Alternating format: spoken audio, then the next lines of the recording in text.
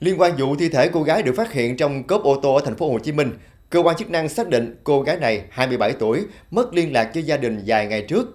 Công an xã Đông Thạnh phối hợp với các đơn vị nghiệp vụ Công an thành phố Hồ Chí Minh lấy lời khai chủ xe và những người liên quan để điều tra.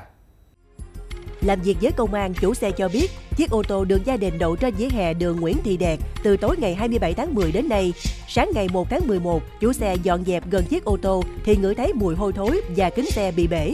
Lúc này, chủ nhà mở cốp xe kiểm tra, phát hiện bên trong là thi thể của một cô gái. Chủ xe khai không biết danh tính nạn nhân cũng như vì sao thi thể này nằm trong cốp ô tô. Trong quá trình xác minh danh tính thi thể cô gái, cơ quan điều tra nắm thông tin có một gia đình cư trú tại địa phương tìm con gái 27 tuổi, nghi bị trầm cảm, mất liên lạc nhiều ngày.